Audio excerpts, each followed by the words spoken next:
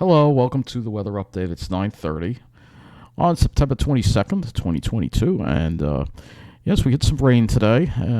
We had some thunder this morning, but you can see here this is the cold front clearing out. It's quite cool and turning fall-like tonight. Looking at our current conditions outside right now, 64. Dew point is down to 50 at Islip, and it's continuing to drop as the dry air moves in. If you're over here in White Plains, you can see the dew point's 46, 59. So pretty much everywhere you can see the wind gusts too. So let's go take a look at what our day was like at Islip, and then we'll go and look at our rainfall totals. So we started off this morning in the mid to upper 70s, and then you can see it was quite humid, and then we had the rain coming in. It looked like there was some heavy rain being reported, so we'll have to take a look. Looks like Islip got 0.64 out of that rain, so that's good.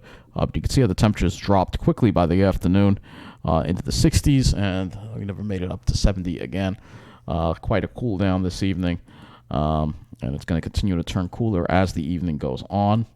Let's go take a look at our precipitation amounts, and I guess we can, we'll go to our highs here, and then we're going to look at our precipitation amounts on the other site. So you can see generally upper 70s, low 80s, though mid 80s in New Jersey. Of course, it was a little warmer there. You could see up to the north and the west where the cold air was all along. You can see it was pretty cool all day. So let's go now to the underground site, and we'll take a look at our I was thinking I could turn off the AC, but it's getting warm in here, so I'm going to have to put it back on again. Because, again, got the alley. Feels cool, and then I open my window, and I don't get any cool air from it. So let's go take a look at the precipitation amounts here across the area, and you will see here a lot of areas got about a half an inch. So we got some rain today, half an inch to 3/4 of an inch across much of Nassau County. Looking at the North Shore, a little higher amounts there, of course, as usual. Closer to an inch. Going out into Suffolk County, we got around a half an inch. Half an inch at the Barrier Islands too, so half an inch. Then again, middle of Suffolk County here around Lake Grove, I see some 1 inch amounts. And also around Quorum, 1.29, closing and getting close to 1 inch around Rocky Point there, the Pine Barrens there, Middle Island. North Shore, right on the North Shore, close to a half an inch. And then look at that, 1.37 there being reported near Shirley, 0.85. Looks like an inch around Mountville. Very good. So it looks like the Pine Barrens actually wound up getting some rain today, around an inch. So that's good, around an inch. Around an inch out in the Hamptons, a little more. As you headed out east, there was a couple of heavier showers and thunderstorms that went over the South Fork. So some of those areas got over an inch, 1.78 there in Montauk. So that's pretty nice to see. And city a little less. In the city, let's see how New Jersey did. A little less there. So it picked up moisture as it moved to the south and the east, just as I expected. Toms River between between 1/4 of an inch and a half an inch of rain. So at least something. So at least it's something, but it got more enhanced as it moved east, as we were expecting this to occur. That's exactly what wound up happening. The rain got more enhanced, and they got a little more rain out of it, which is very good to see, because definitely much needed. Not a drought buster by any means, but with the very dry air we have moving in and the strong winds, we need that ground to be a little more moist because of that. So you can see 0.61 at Westhampton. That's the most rain that Westhampton's seen in quite a while in a day. So we'll take it. Obviously, we have a high surf advisory because of Hurricane Fiona, and that'll be our next subject that we are going to talk about here. Looking at the current radar, it looks like there was a stray shower actually that seems to have popped up on the radar, actually east there. So a little bit of a stray shower. Right there, you can see. I don't think there's any lightning with it. We can take a look and see if there is. I don't think there is, but no, it's just a stray shower. So, just showing you what the skies were like today before we move on here. You can see this is when the clearing came in later in the afternoon. We had this line, went from this deck of altocumulus and stratocumulus to some blue skies there. And then you can see we had that look, especially in the evening, still some of the clouds around making for a nice sunset there. And it's nice colors in the sky from that. So now let's get to Fiona, obviously, 'cause, that's what we want to talk about, right? Obviously, we have Gaston here. Let's just close this up here. We have Gaston. We'll just get Gaston over with first. It's strengthened here, believe it or not. Tropical storm conditions expected over portions of the Azores. So as of midnight, 12 a.m., it's location 41 Greenwich Mean Time, so it's 0Z, so it's midnight Greenwich, so it's around 8 p.m. our time. Its location is 41 north, 31.4 west, about 220 miles northwest of Fayal Island. I'm probably pronouncing it wrong, in the central Azores. Maximum sustained winds are 65 miles an hour, moving east at 17 miles an hour. Minimum central pressure 999 millibars to 9.50 inches. Tropical storm warnings are in effect for Flores and Corvo in the western Azores and these other islands here that I'm not going to try to pronounce. So let's go. Maximum sustained winds near 65 miles an hour. So let's go to the warning cone here, and you see here tropical storm warnings now in effect. They don't think it's going to become a hurricane, but it's really only less than 10 miles away from becoming a hurricane, and it's possible that this could become a hurricane. And so, yeah, very unusual to see this in this particular area, but not at all surprising. And then we have all these other areas to watch, this, and this. All right, but let's get to Fiona right now. Public advisory on Fiona. Fiona makes a forecast to make its closest approach to Bermuda overnight and early Friday. Significant impacts from windstorm surge and heavy rainfall expected across portions of Atlantic Canada. So as of 8 p.m., Fiona is located at 30.8 north, 69.1 west, about 280 miles west-southwest of Bermuda, and about 1,000 miles south-southwest of Halifax, Nova Scotia. Maximum sustained winds are 130 miles an hour, and moving north-northeast at 20 miles an hour. So it's starting to get picked up, and it's going to start to accelerate now. And with that window off, hopefully it'll put a cap on this thing getting any stronger. Minimum central pressure 932 millibars, 27.52 inches. That's a really deep storm. And so as of 8 p.m., the center of Hurricane Fiona, we already know, read that already. So it's going to pass that, and it's going to approach Nova Scotia on Friday and move across Nova Scotia into the Gulf of St. Lawrence on Saturday. It is still a Category 4 hurricane. And it is large, and they're saying they're going to call it a post-tropical cyclone with hurricane force winds. A politically correct term to call it. I'm just going to call it a hurricane. Hurricane force winds extend outward up to 70 miles from the center, and tropical storm force winds extend outward up to 275 miles from the center. So this is a huge, huge storm, and we're going to look at that right now. So let's go to the map first of all. All right, so you can see the pink here. Hurricane watches are in effect for Nova Scotia. Tropical storm watches for the extreme western part. And hurricane warning now has been issued for Bermuda because the storm is so large that it's affecting Bermuda. And it's going to stay a major hurricane, as we've discussed, very far north because of those warm ocean temperatures. And you can see there's probably going to be a hurricane warning issued for Nova Scotia shortly, also the western part of New Brunswick as well. So, yeah, and look at this thing. It actually makes it all the way up to the Arctic, and there's Greenland right there. That's pretty nuts. And that's all, again, part of what we're dealing with our climate. So let's go take a look at Fiona right now. And we'll go to these storms, and we'll take a look at Fiona. Here we go. And look at that. Wow, it's got a big eye again. So we got another storm with a big eye. There you go. That is a very impressive-looking hurricane for sure. And you can see, I think you can see Bermuda. Where is it, Bermuda? Exactly. I can't even see it. Oh, here it is, right here. So, yeah, it's going to be in the outer edge of that eye wall. So that's why there's, because it's such a large storm, the extent of the hurricane force winds is going to be pretty high. And that is why this is, again, just a real monster of a storm that we're dealing with. So let's go to the tropical tidbits, and we'll look at the satellite image on this too. And you can see there, it's tightening up. Look at that. It's actually that means it's actually gaining strength. You notice how you got that area of white that's popping up? That means it's actually it's rebuilding its eye wall. So it's continuing to maintain itself because it's still over pretty warm water. If we go look at Earth Null School, we'll show you where it is, and we show you the water temperatures where our Fiona is. So let's go ahead and do that. Actual sea surface temperatures. I'll look at the anomalies. You see, again, look at all this warm water, by the way, that we have all along the East Coast. So if we look at these anomalies here, you'll see that water there is 5 degrees above normal. We'll just pull this out just a little bit so you can see. 5 degrees above normal there. 5.2, 6 degrees Fahrenheit above normal. This is what this is going to be going over. So it's got plenty of warm water to work with. If you look at the actual water temperature south of Nova Scotia, you have 70-degree waters not that far away. And if you go a little further south, look at that, 80-degree waters about, 200 to 300 miles south of Nova Scotia. Maybe 300 or 400 miles, but that's pretty significant. And so you have all this warm water that this storm has, and right now it's over here, and you can see water temperatures are above 80, and they're above 80 the whole way up.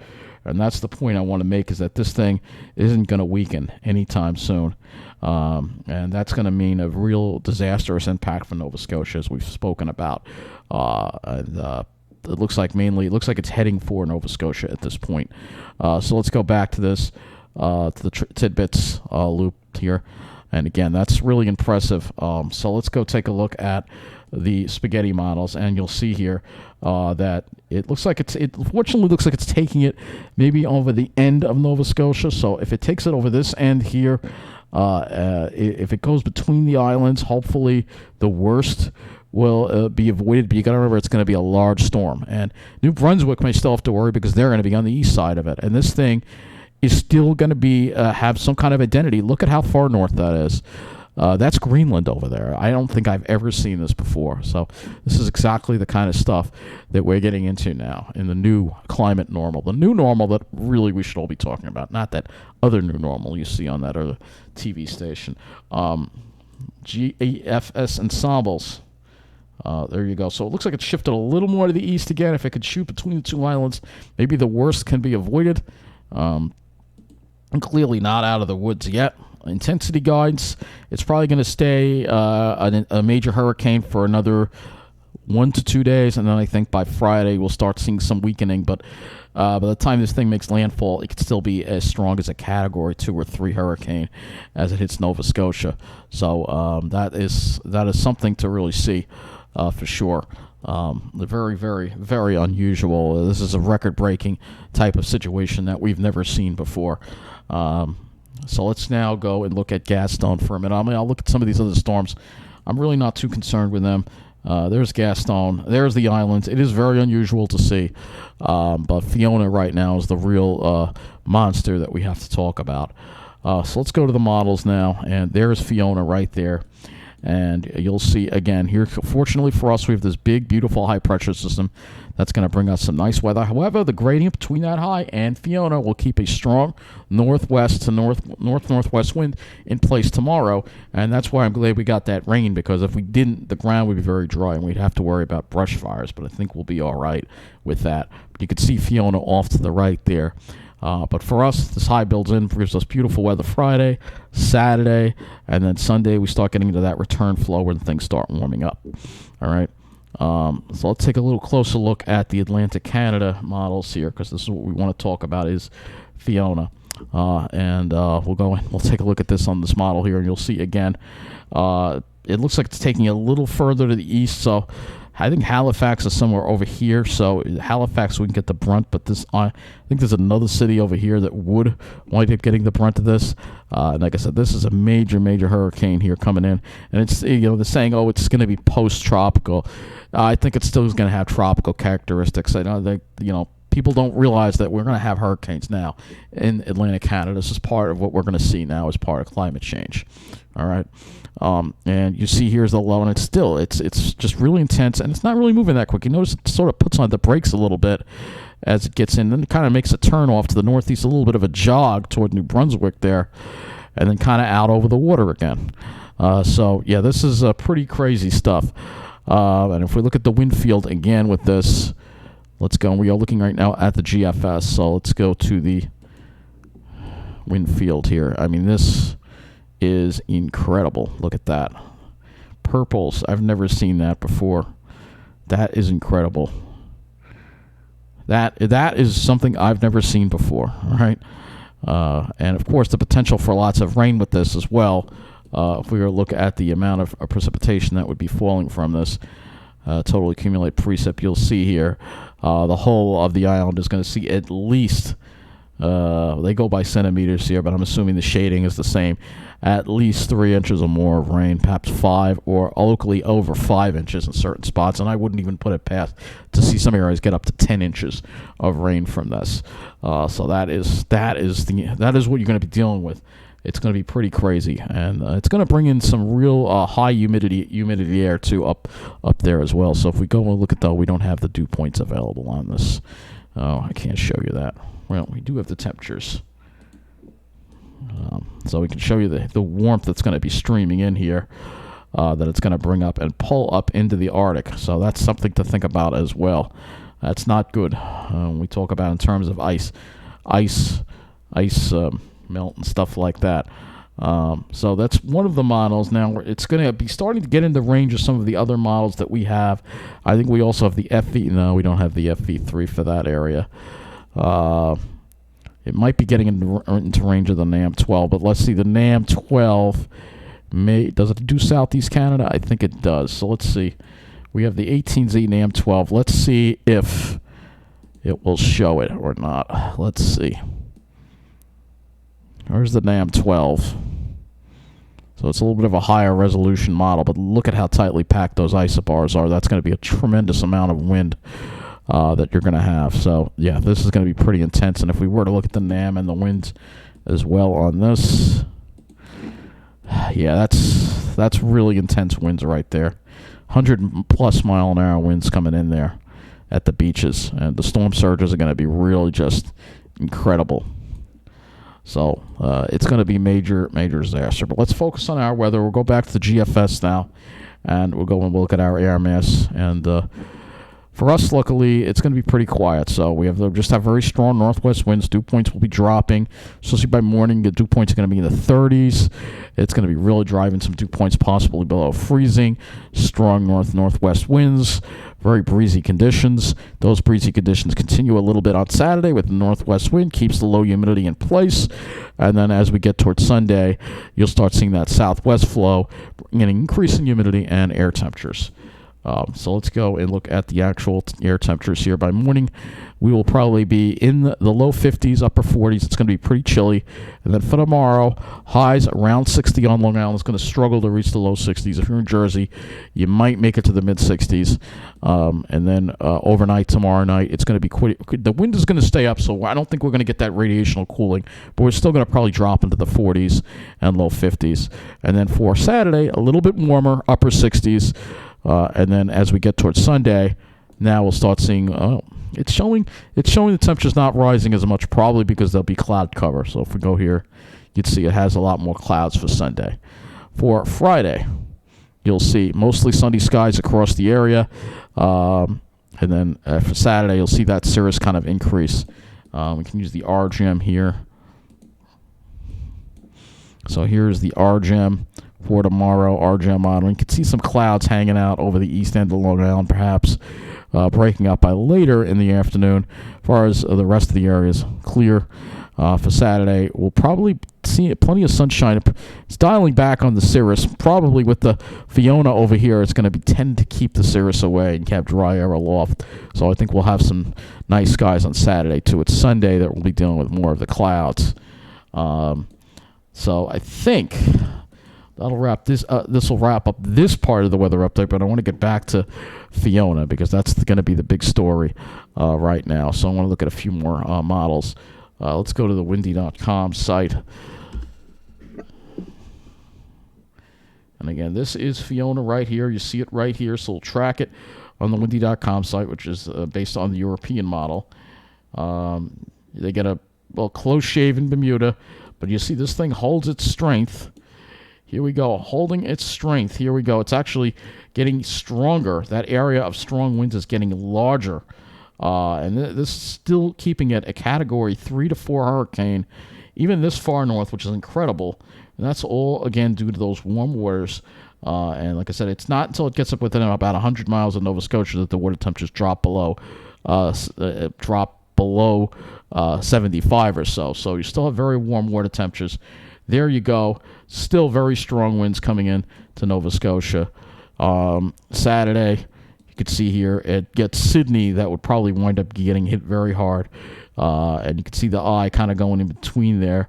And you see it starting to weaken as it makes its way onto land. It'll start to weaken, but it's still going to be very strong winds. And like I said, major disaster. I think that the potential for a complete blackout in Nova Scotia is quite high, at least part of New Brunswick as well.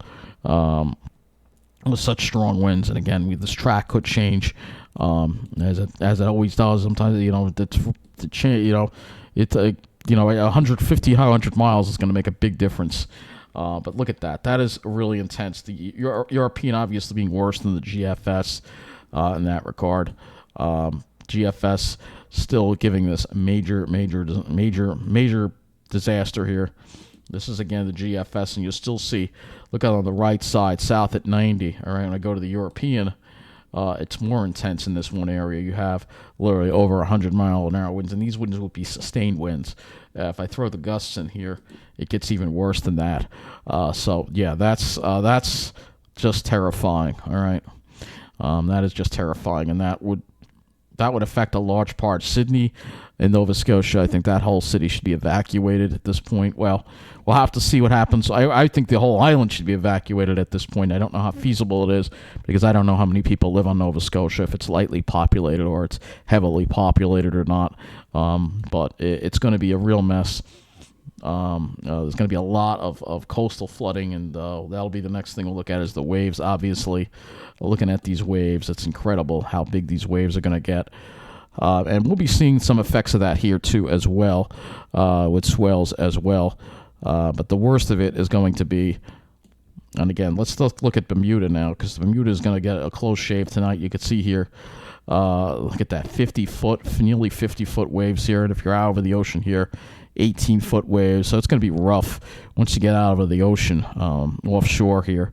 As far as the worst of it here will probably be tomorrow. We'll have some strong 10-footer waves probably offshore on the South Shore beaches. If you're on the Cape, you're going to probably have 15 to 20-foot waves likely, perhaps. So the Cape is definitely going to see some effects. And, this is going to be a major disaster that we are watching here unfold in Nova Scotia. This time tomorrow, we'll be talking about them starting to get ready and feeling the effects of this as we get into, well, I think the main effect will be if we go back to the wind here. They'll start to feel the effects tomorrow evening, but I think that's when it starts really going downhill. Will be tomorrow night after around midnight, and it's going to be a pretty bad storm. It looks like the European at least seems to have it moving a little faster than the G. You see how it puts on the brakes there? No, it's doing the same thing. And then this is Gaston right here, by the way. All right, so you have Gaston as well. But, I mean, this is going to be major. It's just getting picked up in the flow now. It's going to really just be pulled up north here. And incredible to see. I'm just looking at this like, wow, this is really just incredible to see.